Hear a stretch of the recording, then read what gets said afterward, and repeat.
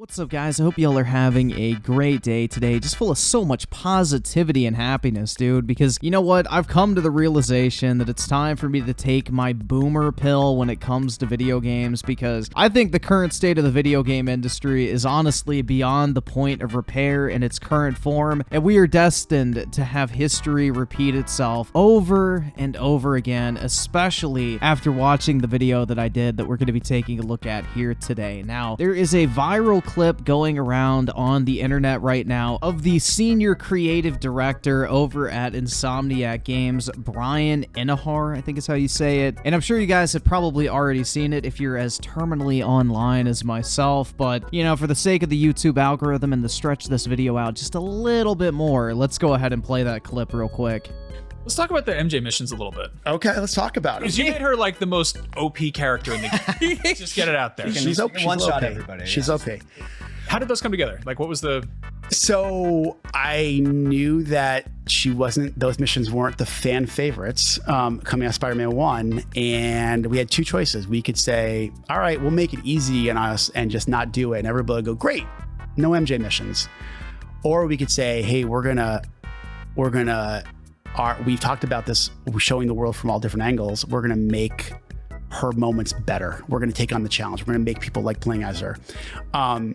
We pick and choose our spots. We knew we had to make her more of a proactive, capable person. And if she's a little OP, I don't give a shit. She's fine. I don't care. I wanted her.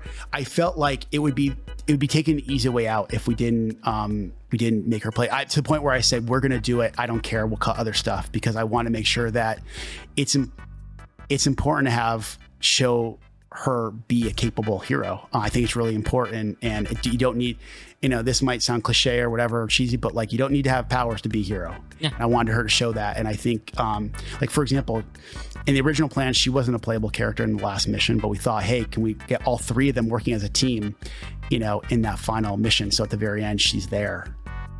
I felt a lot of... But yeah, she's OP. She's probably OP. I don't care. And I think there's only really one way to sum this clip up, man. It is a massive middle finger to Spider-Man fans who voiced a valid complaint about not wanting to play as a different character other than Spider-Man in a Spider-Man game. And well, rather than listening to fan feedback, maybe taking a step back, reevaluating and admitting, hey, we made a logical error in the first game. We've heard the fan complaints, and we're gonna, reevaluate in the sequel and give people what they actually want to play. Of course not, dude. They would never do that, because their head is so far up their own ass. No one could possibly ever know better than them. They know what's best for their game. They would never actually listen to valid criticism, and instead they decided to double down on something that was universally hated in the first game, because God forbid people actually want to play as Spider-Man in a Spider-Man game instead of his non-superhero girlfriend. And they decided to add even more Mary Jane to the sequel, where you literally play as two Spider-Men. But of course, there's got to be at least some missions where you play as everyone's favorite non-hero Mary Sue of the Spider-Man universe, and that of course is Mary Jane. It really just reminds me of this old clip, man. I don't give a fuck about any of you.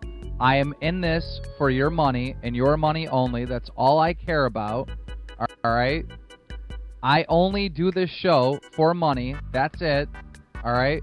I don't do it to entertain people. That's just a fucking scam. I don't give a fuck about any of you. I really hope you die of cancer. I hate every single one of you. Fuck the fans. No sarcasm. No joking. Fuck the fans. Thank you. But there's a lot to unpack in that clip, bro, because you literally have a game here where you not only play as Spider-Man, but you play as Miles Morales. Like, why do you need Mary Jane to be a capable hero, dude? Her moments better. We're going to take on the challenge. We're going to make people like playing as her. We pick and choose our spots. We knew we had to make her more of a proactive, capable person. And if she's a little OP, I don't give a shit. She's fine. I don't care. I wanted her. I felt like it would it would be taking the easy way out if we didn't make her play. To the point where I said, we're going to do it. I don't care. We'll cut other stuff. You literally have a story with 2 literal Spider-Men. You don't need Mary Jane to be a quote-unquote hero in her own right. There is literally zero need for that to be in this game. Like, it's okay if it happens maybe during a cutscene, but the only reason, like I said initially, that these missions are even included in the game whatsoever is because Insomniac wants to be able to point to the fact that they have a playable female character in the game, and with all the ESG and political fucking brownie points that come with that from the game's media, and of course none other than Daddy Blackrock. But just think about this for a second, guys. They chose to put over an hour of Mary Jane missions into this game instead of letting you play as Venom for more than 10 minutes. Like, just think about that. They prioritized fucking Mary Jane missions over playing as Venom, dude. How fucking stupid could you actually be? If you're gonna have playable characters in this game, I guarantee you pretty much anyone who touched this game would have rather had 2 to 3 more missions playing as Venom instead of playing as Mary Jane. But this is just one out of many things, because, you know, things are looking pretty rough over at PlayStation and Sony these days with all the firings, game cancellations, the dramatic increases in price we're seeing across the board. Like, no real roadmap for any sort of exclusive or first-party games coming out outside of Insomniac's Wolverine, which after playing Spider-Man 2, I have absolutely fucking zero faith in. And with this Activision Blizzard acquisition by Microsoft, PlayStation could really be in a very weak position in the video game industry right now, so it makes me wonder if they are positioning themselves to get a cash injection from either Daddy Blackrock or an ESG-approved company that's going to come in and save the day and give them a little bit of working capital, so they have to position themselves as a loyal supporter of, you know, the message, or as I like to call it, the current thing. Hey, what's up, guys? Just so you know, respect trans kids, affirm trans rights, stand with Ukraine, Black Lives Matter. We stand with these causes. Spread in your community love, peace, and happiness. Black Lives Matter. Stand with Ukraine. Trans visibility is valid. But a lot of people haven't actually looked further into this interview than just that initial clip that I showed you guys, and I think that really was a mistake, because I decided to watch this entire thing on stream one night, and what I saw really shocked me, in all honesty, because there's only 3 instances in this entire, like, 1 hour and 10-minute long interview where they mention the actual gameplay of Spider-Man 2, which a lot of people jumped down my throat for calling this a movie game, considering the fact that, you know, 60% of the campaign is literally made up of cutscenes, talk and walk segments, and a bunch of dialogue. But in this interview, they literally spend all of the time pretty much talking about everything except what the most important thing in a video game is, which, if you believe it or not, even in the current state of today's video game industry, is still gameplay. Imagine that. Video games should prioritize gameplay. What a novel concept in today's current landscape of the AAA video game market, but they were more concerned about talking about the different social justice issues and representation, inclusion, how Miles is shifting to become the main focus of the story and Peter's taking a back seat to him, how, you know, it's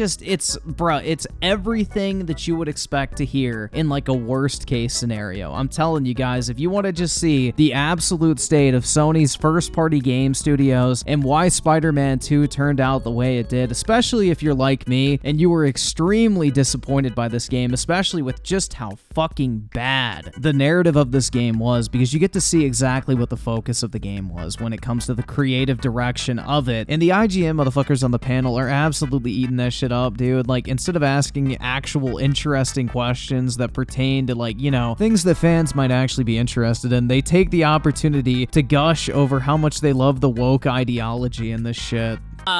Speaking of side activities, I love the side activities in Spider-Man 2. The Flame side quest was fantastic. Yeah. For me, the one that stood out the most, though, were Miles's Bop and Hard Bop side missions.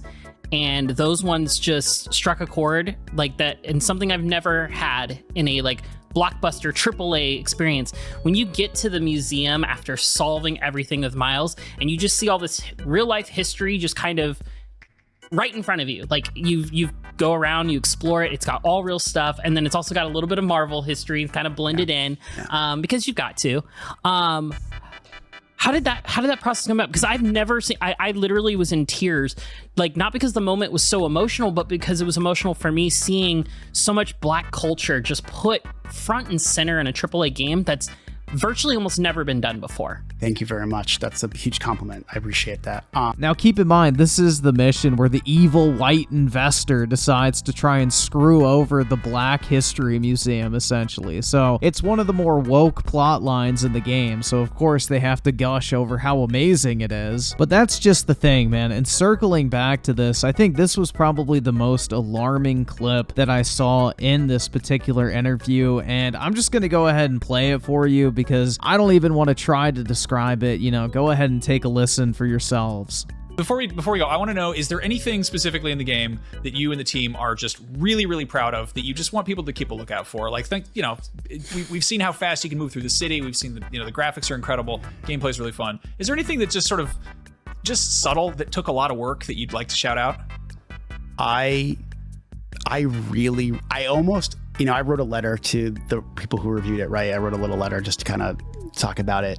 And I almost basically begged people, please do the quests in the Friendly Neighborhood Spider-Man app and the ones related to Brooklyn Visions Academy. Those little stories really mean a lot to me, because it shows the world doesn't need to be ending or a giant sand person in order to be a hero. And I hope that those are really, they're not the longest things in the world. They could be 10 minutes long, sometimes 15 minutes, but it shows that you got to be a hero at all times and for all different people. So literally out of everything, man, everything in this game, that is the one thing he's focused on. The mission where you have to help the gay guy ask his boyfriend out to the homecoming dance. Like, if that doesn't tell you the current state of what game developers are focused on, I don't really know what does, dude. It's really sad, and it's extremely funny at the same time too, because this is the exact mission that got pulled from the Saudi Arabian version of the game because, their laws over there don't allow this type of stuff, especially when it involves children. But it is kind of ironic that this is the thing he is the most proud of in Spider-Man 2, is this particular mission, and it's the one that ended up getting cut just in order for them to make a few extra $1 million selling the game in the Middle East. It just really does show you that all of this shit is a bunch of hollow virtue signaling bullshit at the end of the day, and the priorities are just completely in the wrong place. I would highly advise anyone to go and watch this interview. At one point, they literally talk about how they originally didn't even have health bars for the boss fights in this game because they wanted it to look more quote-unquote cinematic, dude. Like, one of the people at PlayStation, Mark Cerny, who's like in charge of the overall, I guess, design and production of PlayStation 5 consoles, he had to step in himself and tell them that they needed to add health bars to the boss fights because they dragged on for way too long, which I think is kind of funny because that was one of my main criticisms of the boss fights, is they dragged on for way too long as well. So glad to know I'm not alone on that one, but it just really shines a light on a lot of my biggest concerns with this game, is they just focused on the wrong areas. Instead of making an actually interesting, fun, gameplay-oriented superhero power fantasy where you get to play as two Spider-Men and sometimes play as Venom, they chose to most likely cut more Venom segments from the game in order to add more Mary Jane segments, like they mentioned earlier. Like he said, he didn't care if he had to cut content. He wanted those Mary Jane missions in the game. So imagine what we could have gotten if he didn't cut that actual content to shove in everyone's favorite Mary Sue from Spider-Man. But overall, man, I think this interview really just confirmed a lot of my concerns that I had with the game. And, it is in a sense kind of validating because it makes it seem like you're not exactly crazy. These people really do focus on all the wrong things, just like you think they do. And instead of making a gameplay-oriented Spider-Man experience, they're way more worried about voice actors, cinematic movie tie-ins, cringy fucking social justice plot lines, you name it. Like, all of the wrong things are taking precedent over what should be at the core of any great game, and that is an amazing gameplay experience. And I think this interview really really just demonstrated that, because even the games journalist, which a lot of these game developers cater to, aren't even interested in the gameplay. They're interested in everything else, which, you know, I think perfectly sums up the current state of the video game industry. Most of these modern AAA games are nothing more than putting a shiny coat of paint on a literal piece of shit. But anyway, guys, let me know your thoughts on this in the comment section below. You know, I'm trying to stay away from Spider-Man stuff, but when I watched this the other night, dude, it really just got me wanting to make this video. So hopefully there will be nothing else coming to light that I feel the need that I want to talk about on this channel in regards to none other than Spider-Mid 2, but maybe I'll make a video reacting to some of the comments that were left on my review, which were absolutely hilarious. But I got some other videos planned. I'm doing a Mario Wonder review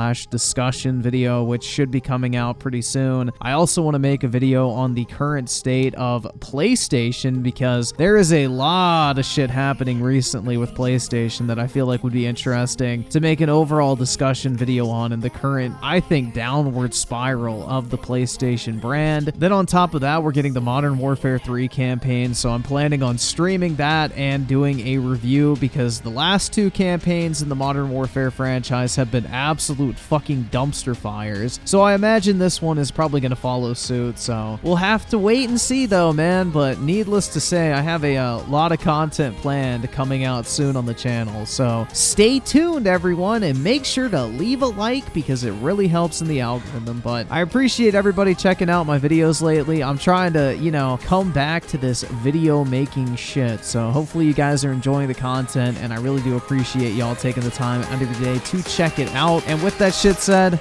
I will catch you guys next time.